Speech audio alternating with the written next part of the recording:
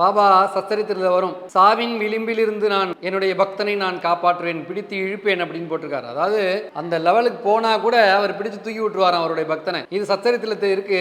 எனக்கு நடந்ததை நான் சொல்றேன், பாபா எனக்கு பண்ண அற்புதத்தை நான் சொல்றேன். நம்ம ராமநவமி, ஸ்ரீராமநவமி ஆரம்பிச்சு தொட்டில் கட்டுறோம். தொட்டில் கட்டுற அன்னைக்கு 15ஆம் தேதி தொட்டில் கட்ட போற அன்னைக்கு காலம்பரை கொடி ஏற்றியாச்சு.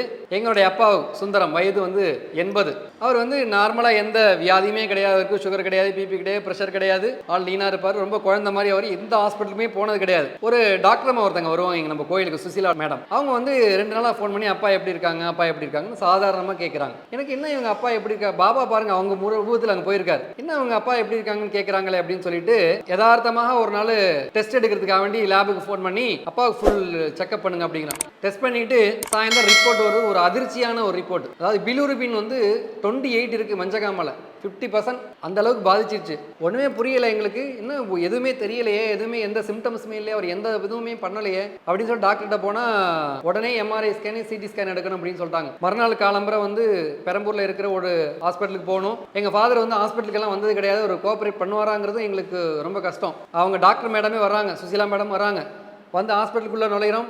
அவருக்கு 80 வயசு ஆனதுனால வயசு மூப்பின் காரணமா இதெல்லாம் ஒத்துழைப்பு கொடுப்பாராங்கிறது தெரியல. அங்க போனோடனே அந்த எம்ஆர்ஐ ஸ்கேன் சத்தத்தெல்லாம் பார்த்துட்டு அசைவு கொடுக்குறாரு. அவருக்கு ஒண்ணுமே முடியல. அப்ப சொல்றாங்க, நான் பாபா கிட்ட என்ன உள்ள அலோவ் பண்ணாங்க, நான் மட்டும் உட்காந்து பாபா கிட்ட வேண்டின்னு இருக்கேன், சிரடிபுரவாசனம் சொல்லிட்டு இருக்கேன், ஞானசாய் பாபா எப்பயோ அந்த டெஸ்ட் எடுக்கணும்னு சொல்றேன். பாபாவோட அருளால அந்த டெஸ்ட் நல்லபடியா எடுத்து முடிச்சிட்டாங்க. ஸ்கேன் பண்ணி முடிச்சதும் ஒரு அதிர்ச்சிகரமான ஒரு நியூஸ் கொடுக்குறாங்க. அதாவது இது கேன்சர் கட்டி மாதிரி இருக்கு. ஏன்னா இந்த சாண்டிஸ் மஞ்சகாமல லிவர்ல ஃபுல்லா அஃபெக்ட் பண்ணிருக்கு. அது எதுவுமே சிம்டம்ஸ் இல்லைன்னா அந்த லிவர்ல கேன்சர் இருந்தா மட்டும் தான் இப்படி வரும் அப்படின்னு சொல்லிட்டாங்க. இன்னும் பெரிய பேரதிர்ச்சியா போச்சு எங்களுக்கு. அப்புறம் அந்த டெஸ்ட்லாம் எடுத்துட்டு உடனே அட்மிட் பண்ணணும்னு சொல்லிட்டாங்க. அப்புறம் இங்க ஒரு அம்பத்தூர்ல இருக்கிற ஒரு மருத்துவமனையில போறோம். மருத்துவமனையில உடனே அட்மிட் பண்றோம். அட்மிட் பண்ண உடனே அந்த ரிப்போர்ட் எல்லாம் பெரிய டாக்டர், சர்ஜன் டாக்டர் வராரு. அந்த ரிப்போர்ட்டை பார்த்துட்டு அவர் என்ன சொல்றதுன்னே தெரியல. எங்களை கூப்பிடுறாரு. கூப்பிட்டுட்டு சொல்றாங்க, என்னன்னு தெரியுமா அப்பாவுக்கு அப்படின்னு கேட்டாங்க. தெரியும் சார், சாண்டிஸ் அப்படின்னு. இல்ல, அது 50% லிவரை பாதிச்சிருச்சு. ஆனா லிவர்ல ஒரு கட்டி இருக்கு, கால் பிளடர்ல ஸ்டோன் ஆயிடுச்சு, அதுக்கப்புறம் கீழே ஒரு கட்டி ஒன்று இருக்கு. இப்போ 3 ஆபரேஷன் பண்ணணும். ஆனா அவருக்கு ஏஜ் 80. நீங்க அனஸ்தீசியா கொடுத்து அவருக்கு ஆபரேஷன் பண்ணி ரெக்கவரி ஆவாரான்னு தெரியாது. நீங்க ஆபரேஷன் பண்ணலன்னா ஒரு வாரத்துல பலஸ் ஆயிடுவாரு. ஆபரேஷன் பண்ணாலும் நாங்க சொல்ல முடியாது. ஏன்னா அவருக்கு ரொம்ப பாதிப்பாயிடுச்சு. பிலிருபின் 32 லெவலுக்கு போச்சு. நீங்க ஹாஸ்பிட்டல் சேரும்போது அந்த அனஸ்தீசியா கொடுத்து வென்டிலேஷன் கொடுத்தா கூட திருப்பி லிவர் ஃபங்க்ஷன் பண்ணாதான் பிரீத் பண்ண முடியும். அதனால என்ன எங்களுக்கு தெரியாது, நீங்க வேண்டிங்கன்னு சொல்றாரு. எங்களுக்கு ஒரே அதிர்ச்சி, எதுவுமே சொல்ல முடியல எங்களுக்கு. ஏன்னா கொடி ஏத்திருக்கு பாபா கிட்ட, அத்தனை பேர் இங்க தொட்டில் கட்டிருக்காங்க. நேரா பாபா கிட்ட வந்தேன். பாபா கிட்ட எனக்காக, எங்க அப்பாவுக்காக நான் இதுவரையும் துணி பூஜை எல்லாம் பண்ணது கிடையாது. அன்னைக்கு பாபா கிட்ட உட்காந்து ரொம்ப வேண்டிண்டு இவர் சரியாகணும்னு சொல்லிட்டு எந்த கஷ்டமும் படக்கூடாது, ஒரு குழந்தை மாதிரி அவர் இருந்தார். அவருக்கு இவ்வளவு கஷ்டமா இருக்குன்னு சொல்லிட்டு பாபா கிட்ட அந்த துணி பூஜை பண்ணிட்டு, நீங்க தான் பாத்துக்கணும், எனக்கு தெரியாது பாபா, இங்க தான் இதுக்கு எல்லாமே அப்படின்னு சொல்லிட்டு நேரா உதி எடுத்துட்டு போய்கிட்டேன். இட்டுட்டு கொஞ்சம் வாயில போட்டு நீங்க ஆபரேஷன் பண்ணுங்க அப்படின்னு சொல்லிட்டேன். 5 சர்ஜன் பண்ணணும்னு சொல்லிட்டாங்க. 5 ஆபரேஷன் உள்ள 5 மணி நேரம் ஆபரேஷன் நடக்குது. ஒரு 8 மணிக்கு வராங்க. பெரிய ஆபரேஷன். இது அப்படியே ஒரு கட்டி ஒன்று உள்ள இருந்திருக்கு. அதெல்லாம் நாங்க ஓபன் பண்ணதுக்கு அப்புறம் தான் எங்களுக்கு தெரியுது. ஆனா இது கேன்சரா தான் இருக்கும் அப்படின்னு சொல்லி நாங்க பயாப்சி அனுப்பிச்சிருக்கோம். அது ரிசல்ட் வந்ததுக்கு அப்புறம் தான் இப்போ ஒரு கண்ணு முழிக்கட்டும் அப்படின்னு சொல்லிட்டு வெண்டிலேஷன்ல போட்டாங்க. நானும் பாபாட்ட எல்லாம் கூட்டு பிறகு வேண்டிட்டு போய் அப்பக்கப்ப ஊதிட்டு வருவேன். எங்க அப்பாவை சொன்னாரு, அவர் கண்ணே திறப்பாரா திறக்க மாட்டாரான்னு தெரியாது, கோமாவில் கூட போகலாம், ஏன்னா லிவர் ஃபங்க்ஷன் ஆகலை அப்படின்னு. எங்க அப்பா மறுநாளே கண்ணு முழிச்சு பார்த்தாரு.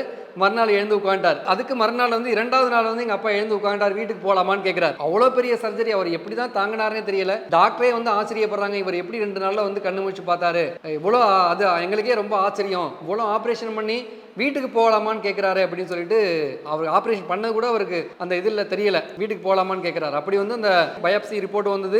அதுலேயும் எங்களுக்கு நார்மலாக இருந்தது. எங்கள் அப்பா ஒரு 10 நாள் ஹாஸ்பிட்டலில் இருந்தார். ராமநவமி நல்லபடியாக முடிஞ்சுது. கரெக்டாக ராமநவமி முடிஞ்சு தொட்டில் கட்டணும். 27ஆம் தேதி 28ஆம் தேதி எங்கள் அப்பா டிஸ்சார்ஜ் ஆகி ஹாஸ்பிட்டலேருந்து வீட்டுக்கு வந்துட்டார். சாய்ராம் சாய்ராம் சாய்ராம்.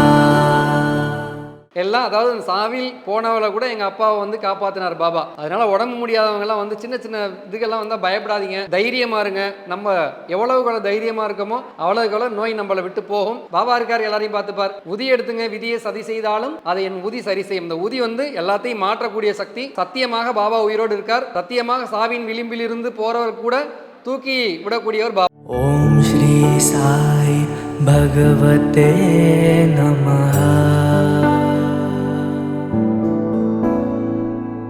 ஓம் श्री साई वासुदेवाय नमः।